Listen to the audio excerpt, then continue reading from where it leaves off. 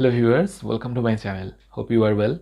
So today in this video we are going to learn a poem titled Bequest, written by Eunice de Souza.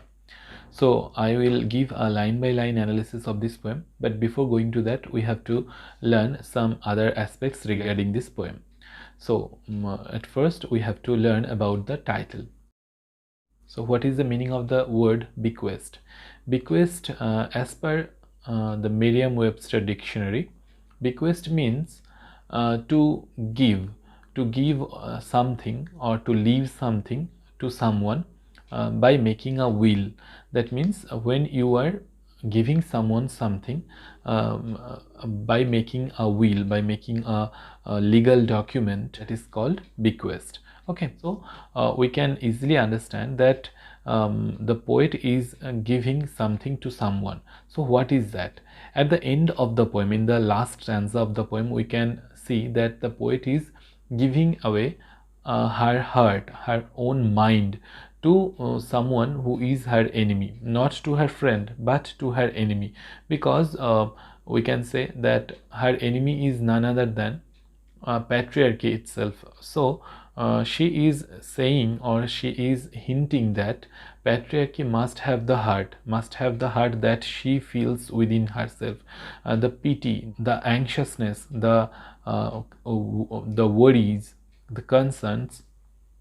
Actually she tries to make patriarchy feel the same like herself, the worry, the concern, the pity, and very much like that things. Okay, the sadness, the melancholy, everything that she feels for the women, she also make patriarchy to feel the same.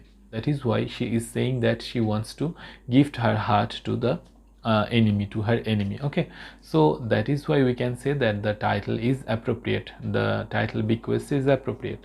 So now let us know about the date of publication.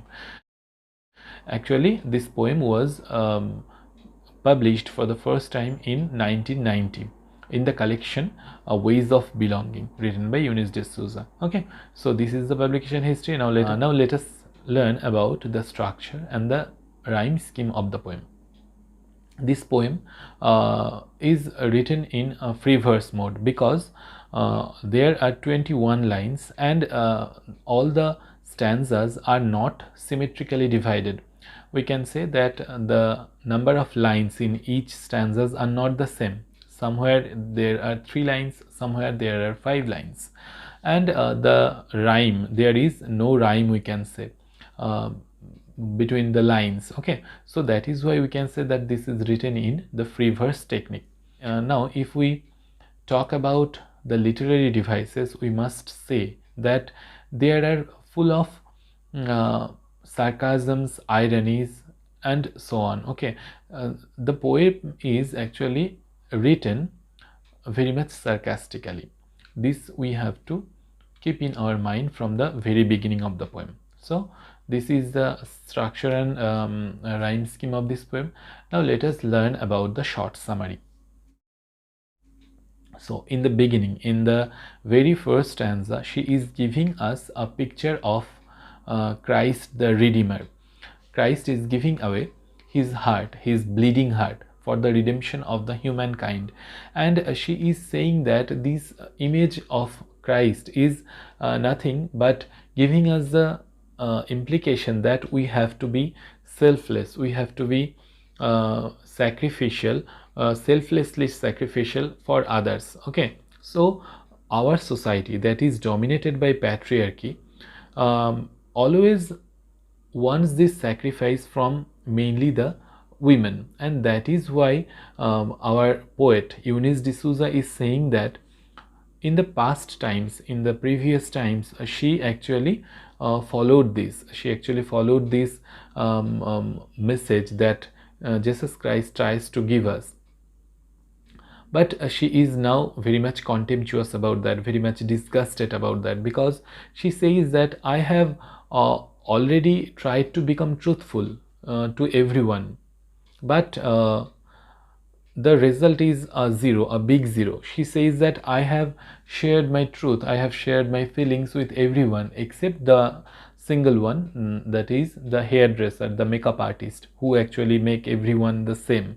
So she is saying that she doesn't want to share anything with the hairdresser, but except that she has shared her feelings with everyone. But everyone, or we can say the institution, patriarchy, tried to mold her all the time. Someone say that you have to follow these stern rules, these rigid rules that patriarchy had made for you.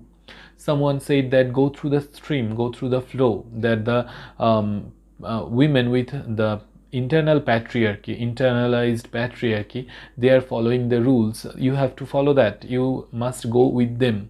Some says that no, you have to do like this, you have to smile like this, you have to sit like this, you have to talk like this. There are several rules, do's and don'ts for these women, and they have already tried to mold our poet. So she is very much contemptuous about that. So we can say that she is showing her disgust against these things. In the next stanza, she is saying that she just tried to become very much like those ladies who actually smiles all day. Actually, this smile is nothing original. This is very much fake. There is no life, no emotion behind these smiles. They just smile like the plastic flowers. The flowers very much looking like the original flower, but that has no life.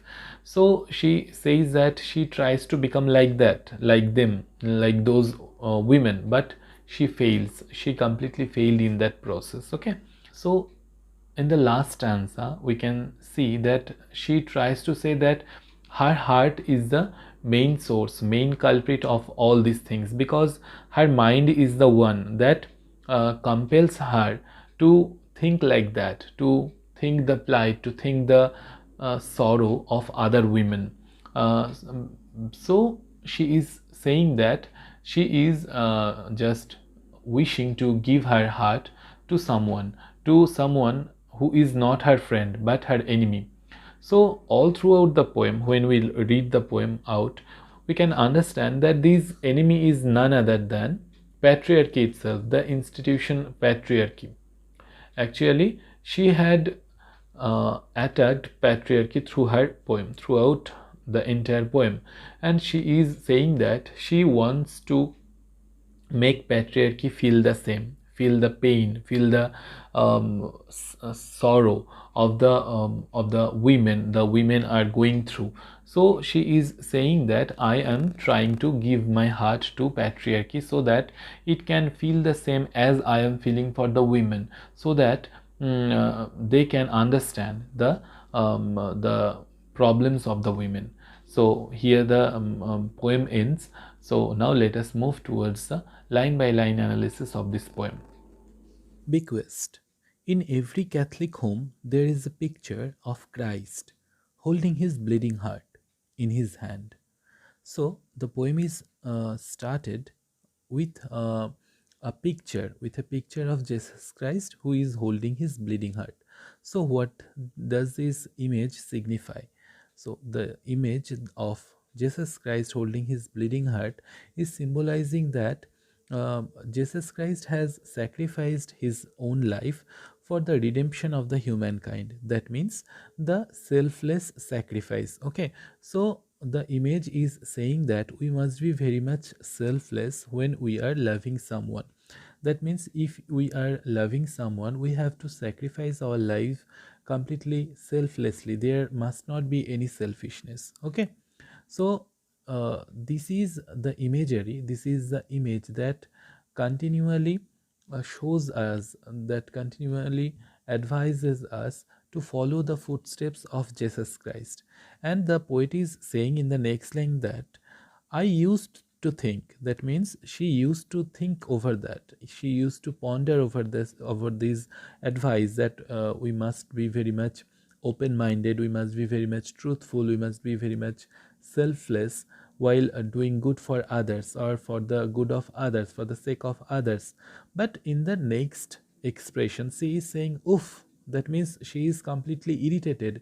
So she is very much irritated at the idea that we must be selfless, we must be sacrificing our life, because she is saying that this sacrifice is only demanded from the women and not from the men. She is saying that from time immemorial, actually, the patriarchal society or the institution of patriarchy is demanding this selfless sacrifice mainly from the women and not from the men. Obviously, the image of Jesus Christ is here, but Jesus Christ also is a power, or we can say is the center, or in the words of Gayatri Chakravarti Spivak, we can say that Christ is the symbol of the power, the center. Okay, and the women are portrayed as the subaltern. Okay, so she is saying that she actually tried to follow the footsteps of Jesus Christ, but she is now very much irritated with that, because of the double standard, because of the double eye to the uh, two sexes, that means the masculine and the feminine of society. Okay, so in the next stanza, she is saying that the only person with whom I have not exchanged confidences is my hairdresser. So that means she has been truthful. She has her secrets with everyone. Okay, so there is just an exceptional case that she has not shared her secret with the hairdresser, with the, we can say, with the makeup artist, or with the one who designs her hair. So why she is not sharing the truths? Because as per the poet, we can say that these hairdresser or the makeup artist actually make all of us the same. They just try to hide our uniqueness. They try to conceal what is the originality in ourselves, and by that thing, by hiding the thing, they actually make us perfect, the quote unquote perfect, in the eyes of the society. So she is not liking that, and that is why she says that I am not with you, I am against you, against the idea of these hairdressers or the makeup artists. Okay, so she has not shared any of her truths, any of her we can say secrets with this hairdresser. Okay, so here we can also say that she is very much true. Okay, as per the order or the advice of Jesus Christ. But in the next stanza, there is another sarcasm. She is saying that some recommend stern standards. So when she is leading her own life of truthfulness, she is saying that they have actually tried to mold me. The patriarchal society, the patriarchs, or we can say um, the bearers of the patriarch actually tried to mold her lifestyle. She is saying that someone has recommended to follow the stern rules, the rules that are there, the set rules that are there to obey for the girls. Okay, and some say that, others say float along. So someone say just go through the stream. You don't have to question the authority. Okay, so here I must say that when we are flowing the stream, we are flowing through the stream, we just go downstream, because if we have to go upwards, if we have to rise to some place, then we have to put our strength, put our force in that thing. Otherwise we cannot go to that place. Okay, so she is saying that some says to flow, that means the flow must be blind. So if we blindly follow someone, we must be actually going to the downwards. Okay, so she is saying in the next lines that he says take it as it comes. So who is the he? No, there is a biblical implication that he is Christ, and in the testaments he is saying that just take it as it comes. So unquestionably, completely undoubtful about that, and just take it. So if anything comes to you, just take it. You must not question that.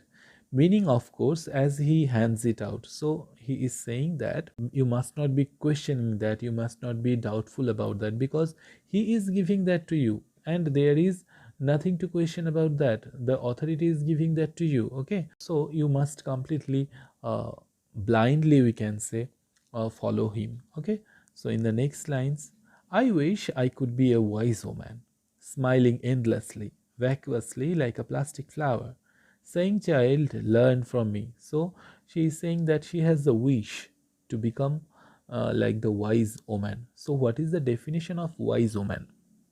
She is saying that as per patriarchy, the women who are actually following the set rules of patriarchy are the wise women, because the patriarchy, the institution called patriarchy or phallogocentrism, or the center actually address those women as wise who are actually following them. Okay, because this is the tendency of the power itself. Okay, so she is saying that I too want to become the wise woman who are just smiling endlessly. Even if they are beaten, they will then smile also. So she is saying that she tried to smile endlessly, and that is vacuously. So the smile is vacuous. That means full of vacuum. That is completely fake. There is no life in itself, there is no such emotion in this. Okay, like a plastic flower, and the smile is very much like a plastic flower. A plastic flower, it has no such fragrance of its own self, and that at the same time it is without any life. So she is saying that she is just trying to be the same, very much like the wise woman, quote unquote wise woman.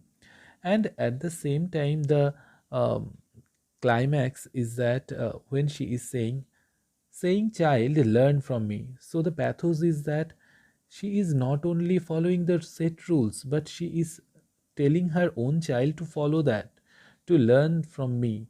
She is telling her own child to follow that things, follow that brutal things to follow. Okay, so we can say that these bad things are going from generations to generations. Okay, so this is the pathos that lies in these lines. Okay, so in the next lines, it's time to perform an act of charity. So, time has come to her that she is just doing some charity. To whom? No, to myself. So, she is doing the charity to herself, that bequeath the heart. So, she is just trying to do the charity to herself by bequeathing her heart, by giving away, by willing away her heart. So, why she is just giving away her heart, and that is a charity to herself? Because she thinks that this heart, or we can say the mind of the poet, is the root cause, is the cause of all the problems, all the sadness, all the melancholy. Okay, so she is saying that when I am giving out my heart, then there will be the complete peace of mind. Because when there is no heart, I won't have any problems, I won't have any thinking in my mind, I won't have any feelings for the problems, for the plights of other women or other men. So she is saying that she is just like to give that, like a spare kidney. So here we can say that she is just devaluing her heart, devaluing her own mind. She is comparing that with the organ kidney. So we have two kidneys in our body, but one heart in our body. So if we have one kidney, then we can also live. But she is saying that if we are giving away our heart, then we will not live.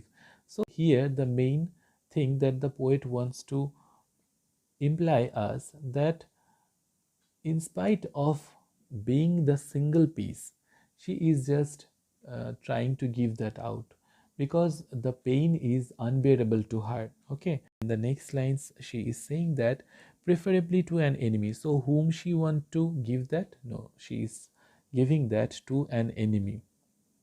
So all throughout the poem, what is very much clear to you is that this enemy is none other than the institution called patriarchy. Okay, so she is just trying to give that heart, that is feeling pathos for the women, for the plight of the women, and she is trying to give that to patriarchy, so that the bearers of patriarchy can feel the same as she is feeling now for the women. Okay, so she is saying that by these bequeathing, by making this will, she is actually doing good for the women.